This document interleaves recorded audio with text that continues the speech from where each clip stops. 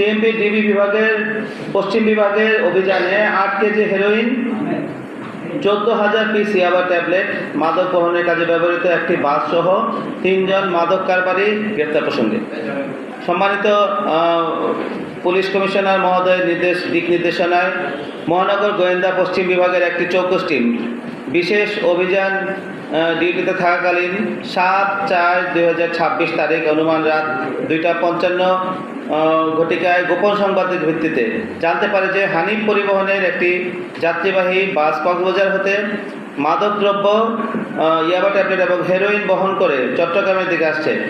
এই প্রেক্ষিতে আভিযানিক টিম কর্ণফুলী থানাধীন পটিয়া ক্রসিং এলাকায় পেট্রোল পাম্পের সামনে বর্ণিত বাসটি দেখতে পেয়ে বাসটিকে থামার সংকেত দিলে বাসটি না থামিয়ে শহরের দিকে দ্রুত গতিতে পালিয়ে যাওয়ার চেষ্টা করে। পরবর্তী আভিযানিক টিম বাসটিকে ধাওয়া করে এবং বাসটির ড্রাইভার, সুপারভাইজার, হেল্পার সহ বাসটিকে আটক করে।